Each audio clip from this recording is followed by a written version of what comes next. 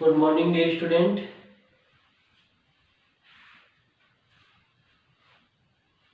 Most welcome in biology lecture. और बच्चों, जैसे कि आपको पता है कि जो अपना टॉपिक चल रहा है वो कौन सा है, वो टॉपिक है respiratory system of the human. ठीक है, ये अपन टॉपिक अभी रिसेंटली डिस्कशन कर रहे हैं। तो बच्चों, जैसे आपको पता होगा कि जो अपना रिवाइज सिलेबस आया है उसके अकॉर्डिंग ही अभी मैं आपको बताऊंगा। ठीक है, जो टॉपिक है वो आपके जो अभी रिसेंटली जो सिलेबस आया है, जो 40% रिड्यूस करके जो सिलेबस आया है उसके अकॉर्डिंग ही बता रहा हूँ। उसके अंदर रेस्पिरेटरी सिस्टम अपना पूरा दिया हुआ है। ठीक है, तो रेस्पिरेटरी सिस्टम को डिस्कशन करेंगे। रेस्पिरेटरी सिस्टम के 2 वीडियो लेक्चर हो चुके हैं, वो क्या क्या हुए हैं, किस किस प्रकार के हैं, उनके बारे में अपन डिस्कस करके लेते हैं। पहले थोड़ा सा, क्यों आपको कोई भी चैप्टर पढ़ो तो चैप्टर में आपको ये पता होना चाहिए इससे पहले अपन ने क्या पढ़ा, इसके बाद क्या पढ़ा है, अब क्या पढ़ेंगे। ठीक है, सारा का सारा आपको एनालिसिस आप दिमाग में होना चाहिए। बोर्ड की तैयारी का सबसे अच्छा यही तरीका है कि आपको पूरा टॉपिक है, पूरा का पूरा लर्न आपको होना चाहिए। इसमें ये था पॉइंट, ये था पॉइंट, ये पॉइंट था, ये पॉइंट था, इसके बाद ये पॉइंट था, और इस पॉइंट में इस प्रकार से था। तो आपको इमेज बननी चाहिए, वो इमेज आपके अंदर होनी चाहिए। ठीक है, तो इसके आज का जो अपन बात करें respiratory system of the human, ठीक है, जो आपके 23 नंबर का जो चैप्टर है उसमें डिस्कशन कर रहे हैं। और आज का जो अपना टॉपिक है डिस्कशन का वो है वॉल्यूम रिलेटेड टू रेस्पिरेशन। मतलब क्या होता है, वॉल्यूम किसका है बच्चों, ये एयर वॉल्यूम है।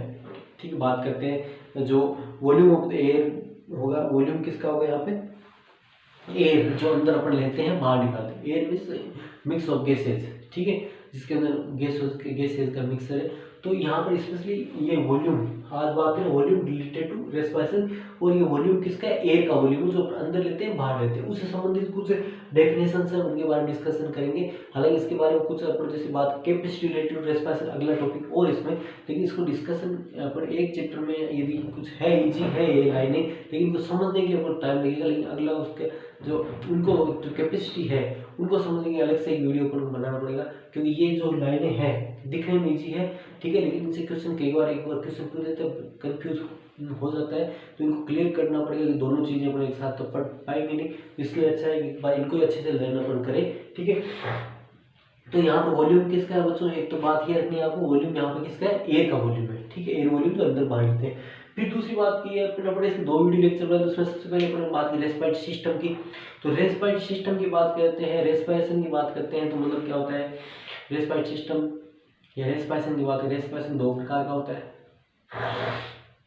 एक्सटर्नल रेस्पिरेशन होता है। एक्सटर्नल रेस्पिरेशन के नो exchange of gases from internal to external environment, बीच में जो गैसेज का एक्सचेंज होता है। ठीक है, O2 CO2 का एक्सटर्नल रेस्पिरेशन।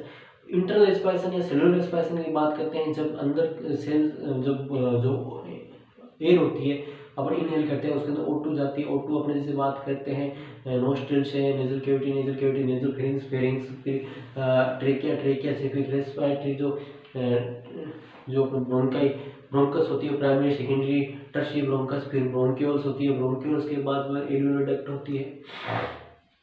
एल्वियोलर डक्ट से एयर सैक में पहुंच जाती है एट्रियम के थ्रू, और एट्रियम में एयर सैक होते हैं, एयर सैक के अंदर ये चली जाती है। और एयर सैक के अंदर बात करें तो एयर सैक के अंदर क्या होता है, एयर सैक से फिर गैसेस का एक्सचेंज होता है, ब्लड में जाती है, ब्लड से O2 फिर सेल में चली जाती है। और सेल के अंदर जाके इंटरनल रेस्पिरेशन की या सेलुलर रेस्पिरेशन की बात करें, सेल में जाके क्या करेगी बच्चों, आपको पता ही होगा कि सेल्स के अंदर 2 प्रकार के रेस्पिरेशन होता है, इंटरनल या सेलुलर रेस्पिरेशन और एरोबिक रेस्पिरेशन होता है। जैसे हमने बात की एरोबिक सेलुलर रेस्पिरेशन दूसरी बात करते हैं, है ना। फर्स्ट है एक्सटर्नल रेस्पिरेशन, जो इजी है O2 और CO2 का जो चेंजेस हो रहा था। ठीक है, एटमॉस्फेयर और इंटरनल एनवायरनमेंट और एक्सटर्नल एनवायरनमेंट बीच में। सेलुलर रेस्पिरेशन की बात करें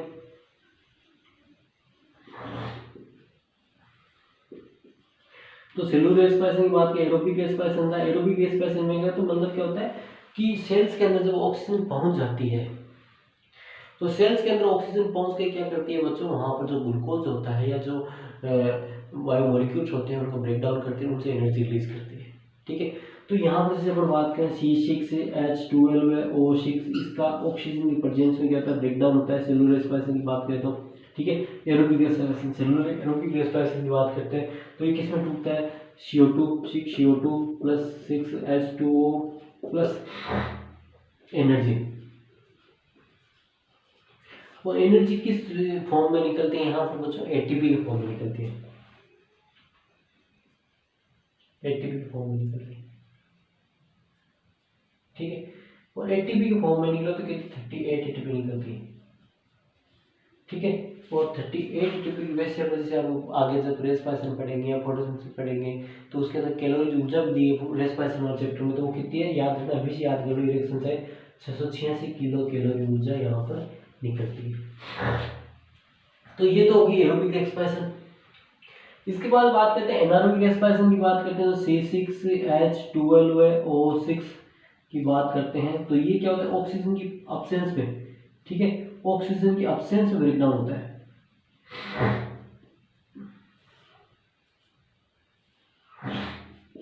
ऑक्सीजन की यहाँ पे आवश्यकता नहीं होती है और ऑक्सीजन के अब्सेंस में टूटता है तो यहाँ पे किस में टूटता है, 2C2H5 एथेनॉल बनता है। Specially this type of respiration occurs in the bacteria, ठीक है, जो फर्मेंटेशन प्रोसेस में यूज होते हैं, ठीक है। तो ये इस प्रकार से होता है, प्लस 2CO2 प्लस यहाँ पे एनर्जी,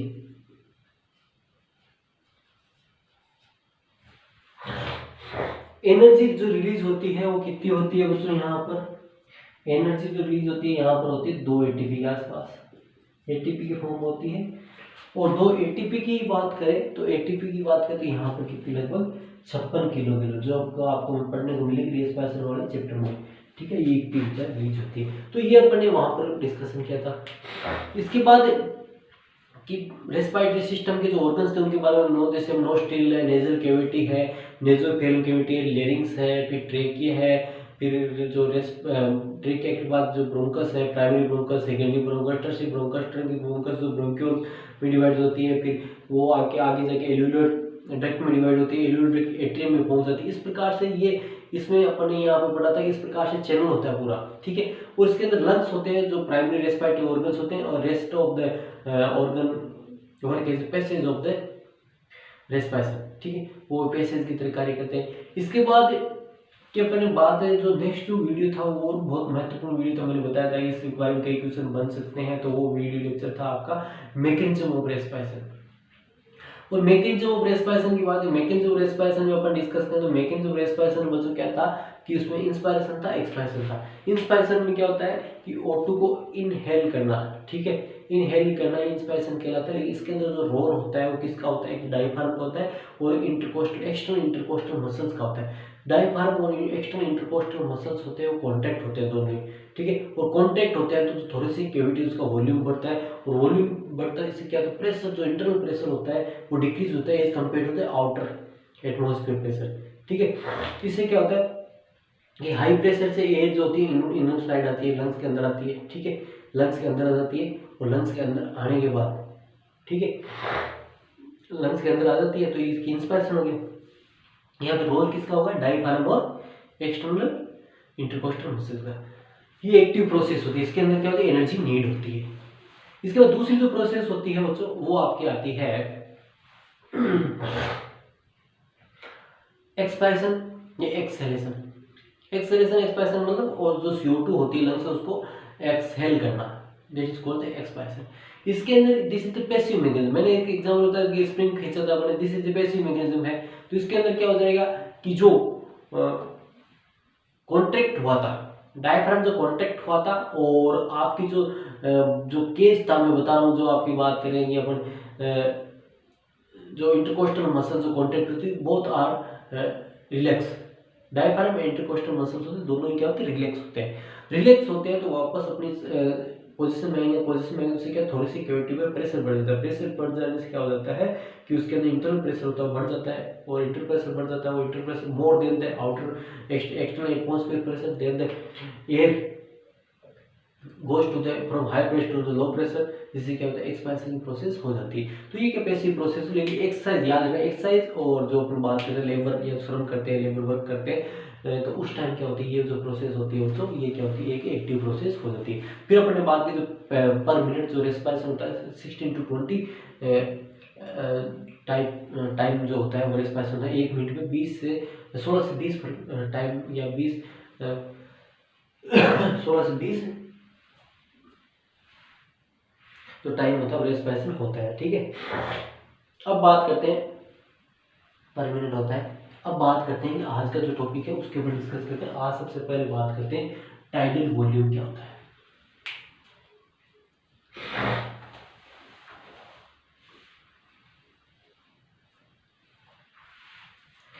अब इसमें टाइडल वॉल्यूम का मतलब क्या है बच्चों, जो एक हेल्दी पर्सन होता है, ठीक है, a normal respiration bye a healthy person, ठीक है, during the normal respiration air taken during inspiration process by a healthy person और एयर एक्सपायर्ड या exhale during normal respiration bye a healthy person, the volume of the air is called the tidal volume। नहीं समझे, वापस हो, ठीक है। the air taken during the normal, the volume of the air, ऐसे आप add करो चाहे the volume of the air taken during normal respiration by a healthy person or a volume of air exhaled by a normal healthy person is called the tidal volume। This is called the tidal volume. ध्यान सुनो, book में घुमाया जा सकता है, language में ध्यान रखना कि मैं सिंपल भाषा में बोल रहा हूँ आपको कि एक नॉर्मल जो श्वसन की क्रिया होती है, जैसे अब मैं पढ़ा रहा हूँ, आप पढ़ रहे हो, उस टाइम जो आपके श्वसन की क्रिया चल रही है, रेस्टिंग स्टेज में जो श्वसन क्रिया चल रही है, जो नॉर्मल जो रेस्पिरेशन उस दौरान जो आपकी जो रेस्पिरेशन जो प्रोसेस चल रही है, उसके दौरान जो अपन अंदर लेते हैं साथ, जो अपन अंदर लिया है अभी एयर टेकन इनसाइड, ठीक है, बाय द इंस्पिरेशन प्रोसेस और air expelled out by expulsion process by healthy person, this is called tidal volume. This is called tidal volume, TV बोलते हैं इसको, क्या बोलते हैं, टाइडल वॉल्यूम और टीवी बोलते हैं। ठीक है, नहीं समझते कि जैसे अभी मैं पढ़ा रहा हूँ, अभी मैंने अंदर सांस लिया है, ठीक है, या सांस बाहर निकाला है, सांस अंदर लिया है, अभी मैं पढ़ा रहा हूँ आपको, आप पढ़ रहे हो, मैंने सांस अंदर लिया या बाहर निकाला, ये टाइडल वॉल्यूम है। कितना अंदर लिया, volume of the air taken during the normal respiration, volume of the air taken during the normal respiration, या और volume exhaled out, the volume of the air exhaled out during normal respiration by a healthy person, this is called the tidal volume। इसको क्या बोलेंगे बच्चों, tidal volume बोलते हैं। देखो tidal volume की जो पर बात करते हैं, टाइडल वॉल्यूम जो एग्जैक्टली होता है, ठीक है, जो अपन बात करते हैं, the each birth of measurement of tidal expansion और टाइडल जो एक्सपेंशन होता है, जो कितना होता है, 500 ml होता है ना। टाइडल एक्सपेंशन या टाइडल इंस्पिरेशन होता है, मतलब जो अपन वॉल्यूम एक बार अंदर लेते हैं या बाहर निकालते हैं, वो कितना होता है, 500 ml होता है। तो टाइडल वॉल्यूम कितना हो गया, टीवी कितना हो गया बच्चों, 500 ml हो गया। मतलब क्या होता है कि एक बार में अपन 500 ml एयर अंदर लेते हैं, 500 ml बाहर निकालते हैं, ठीक है। तो ये टाइडल वॉल्यूम कितना होगा, 500 ml होगा। ये वॉल्यूम की जो नेट में कई बार पूछे गए हैं, जो डाटा है बच्चों कई बार पूछ जाते, याद रखना है।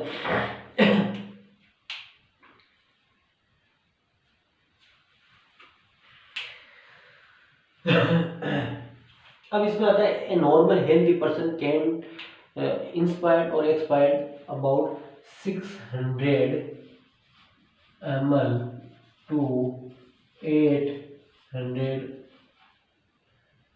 6000 ml to 8000 ml of air volume प्रति मिनट। बोले एक मिनट के अंदर ये जो अपन जैसे एक मिनट के अंदर, ये तो एक टाइडल वॉल्यूम का हो गया कि एक बार श्वसन क्रिया करते हैं, एक बार एक्सपेंशन करते हैं, तो कितना होता है, 500 ml। एक मिनट के अंदर इतना वॉल्यूम अपन अंदर ले सकते हैं, बाहर निकल 6000 से लेकर 8000 तक, 6000 तक 8000 तक जो एयर वॉल्यूम है, कैन इंस्पायर्ड और expired by a healthy person.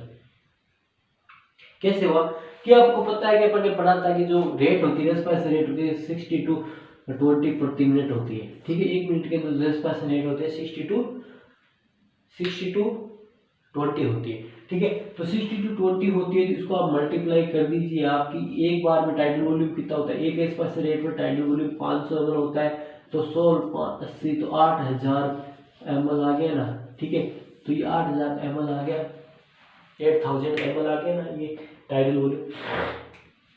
ठीक है, ये हो गया टाइडल वॉल्यूम।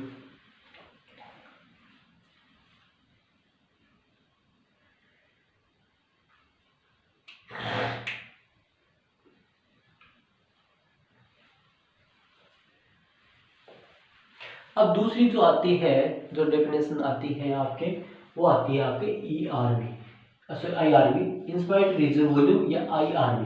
ठीक है, इंस्पायर्ड रिजर्व वॉल्यूम और IRV। इंस्पायर्ड रिजर्व वॉल्यूम और IRV क्या होता है कि it is additional amount of the air which taken up by forcefully inhalation by a person. ठीक है, additional amount of the air, additional amount of the air which is forcefully inspired by a individual। ठीक है, which is forcefully inspired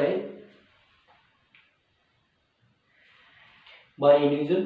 ठीक है, it is additional amount of air which is forcefully inspired by individual, this is called the IRV। ठीक है, forcefully inspired क्या मतलब क्या होगा, देखो जैसे टाइडल वॉल्यूम था, नॉर्मल चल रहा है, मैंने जोर से खींचा,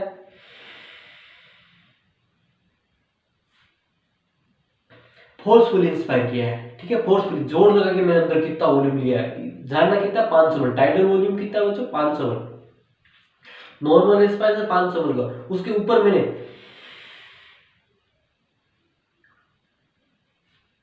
लंग्स का और एक्सपेंशन करके मोर वॉल्यूम भी मैंने फोर्सफुली इंस्पायर कर लिया अंदर, है ना, इनहेल कर लिया। ठीक है, this is called the IRA, inspired reserve volume. ठीक है, इंस्पायर्ड रिजर्व वॉल्यूम।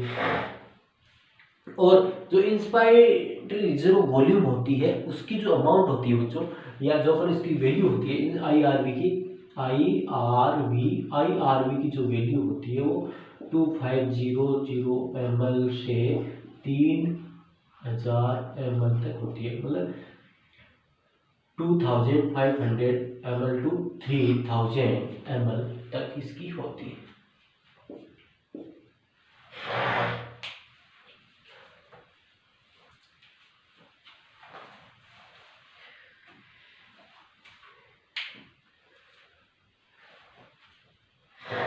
हो गया, ये हो गया IRV।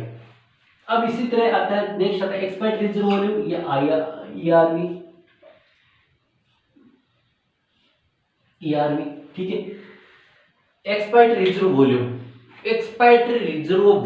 ठीक है, ERV। ठीक है, एक्सपायर्ड रिजर्व वॉल्यूम इसको बोलते हैं ERV। ठीक है, ERV क्या होता है कि ये फोर्सफुली एक्सपायर्ड करते हैं, it is additional amount of the air which is forcefully expired by a individual.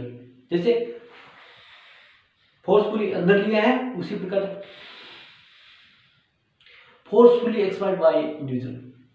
ठीक है, additional amount of the air which is forcefully expired by a individual, एक व्यक्ति के द्वारा फोर्सफुली बाहर निकाली गई एयर जो टाइडल वॉल्यूम के बाद, जैसे अपन बात करते हैं बच्चों टाइडल वॉल्यूम में, टाइडल वॉल्यूम तो 500 ml तक होती है, नॉर्मल चल रही है, लेकिन टाइडल वॉल्यूम के बाद फोर्सफुली एक्सपायर करना। ठीक है, तो फोर्सफुली एक्सपायरेशन करने के बाद, ठीक है, जो वॉल्यूम होती है उसको क्या बोलते हैं, आपके ERV बोलते हैं। ERV की जो वैल्यू होती है, ERV की जो वैल्यू होती है, ERV की जो वैल्यू जो होती है वो आपके होती है 1100 ml। ठीक है, 1100 ml से 1000 से 1100 ml होती है। ठीक है, 1000 ml से 1100 ml होती है। इसके बाद जो नेक्स्ट टर्म बचती है वो बचती है रेजिडुअल वॉल्यूम और RV volume. Residual volume, residue का मतलब होता है जो रिमेनिंग एयर। ठीक है, रिमेनिंग एयर, रेजिड्यू का मतलब क्या होता है, रेजिड्यू का मतलब क्या होता है, अवशिष्ट रिमेनिंग वॉल्यूम, RV इसको बोलते हैं।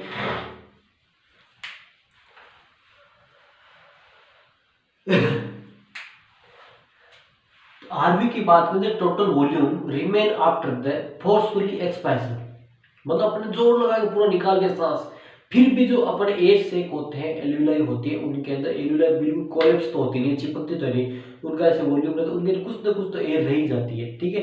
तो ऐसे बिल्कुल कोलैप्स तो होती नहीं है और बाहर निकाल दिया वो चिपक गई, लंग्स चिपक गई, ऐसा तो कुछ होता नहीं है, कोलैप्स तो होती नहीं है। तो उनके अंदर कुछ ना कुछ तो जो अंदर वॉल्यूम खुला रहता है उसके अंदर कुछ तो वॉल्यूम एयर की रहती है। तो क्या होती है मतलब forcefully the volume of the air which remain after the forcefully expansion, ठीक है। और फोर्सफुली एक्सपेंशन ईआरवी, ईआरवी के बाद भी जो एयर लंग्स के अंदर रह जाती है, फोर्सफुली एक्सपेंशन के बाद भी air remain into the lungs, this is called the residual volume या RV, this is called the residual volume और आरवी, इसको क्या बोलेंगे, रेजिडुअल वॉल्यूम हो या आरवी बोलेंगे, this is called the residual volume और आरवी। आरवी का जो वॉल्यूम होता है बच्चों, आरवी रेजिडुअल वॉल्यूम की बात करते हैं तो ये होता है 1100 ml से 1200 ml तक, ठीक है। 1100 ml से 1200 ml तक ये वॉल्यूम होता है, इसको बोलते हैं रेजिडुअल वॉल्यूम, ठीक है। तो ये बच्चों वॉल्यूम की बात थी। और अब अगला जो वीडियो होगा उसके अंदर अपन बात करेंगे और रेस्पिरेटरी कैपेसिटी के बारे में बात करेंगे, क्योंकि वो भी समझने वाली चीज़ है, इनको भी आप अच्छे से समझ लेना एक बार, ठीक है। ये सारी की सारी टर्म्स है नीट के अंदर। तो ये जो वॉल्यूम होते हैं कई बार पूछ जाते हैं, डायरेक्ट आप क्वेश्चन दे देता है, आरवी कितना है, आरवी कितना है या टीवी कितना है। इसके बाद में इससे समझ जो कैपेसिटी है उसके अंदर ये फॉर्मूले आते हैं, उन फॉर्मूले के बारे में अपन डिस्कशन करेंगे, ठीक है। कैपेसिटी ऑफ द जो अपन बात करें उनके अंदर, तो ये इनसे बारे में कई बार बोर्ड के अंदर भी एक नंबर की डेफिनेशन पूछ ले, भाई व्हाट इज द ईआरवी क्या है, आईआरवी क्या है, या रेजिडुअल वॉल्यूम क्या है, टाइडल वॉल्यूम क्या है, तो इनके बारे में पूछ देता है। और जो नेट के अंदर मैं बता रहा हूँ इनके जो डाटा है इनके बारे में कई बार पूछा गया है, पूछा जाता है, ये भी आपको याद रखना है। अब बात अगले जो video capacity related to respiration पढ़ेंगे जो इनसे संबंधित ही है, ठीक है। तो इनसे संबंधित ही जो वीडियो होगा तो इनके बारे में यहाँ पे छोटा है, लेकिन ये सारे सारे आपको टर्म्स याद होने चाहिए, ठीक है। इनकी वॉल्यूम है वो याद होनी चाहिए। और अगले वीडियो लेक्चर के अंदर जो हम बात करेंगे कैपेसिटी रिलेटेड टू जो वॉल्यूम है इनसे जो है कैपेसिटी रिलेटेड टू रेस्पिरेशन है, तो ये भी जो अगला भी टॉपिक है वो समझने वाला है। एक टॉपिक के अंदर मतलब होता नहीं, इसलिए अपन इसके लिए सेपरेट टॉपिक बनाएंगे, क्योंकि ये हो जाता तो वो नहीं होता पूरा, तो इसलिए अपने सेपरेट इसके जो वीडियो में डालूंगा। लेकिन ये आपको अच्छे से याद होना चाहिए, जितना मैं अच्छे से आपको समय दे रहा हूँ उतना जैसे समय मिल रहा है तो आपको उतना ही अच्छे से आपको याद करना है। तो आज के वीडियो में जो इतना बहुत है, अगले वीडियो में अपन मिलते हैं कैपेसिटी रिलेटेड टू रेस्पिरेशन, ठीक है। धन्यवाद।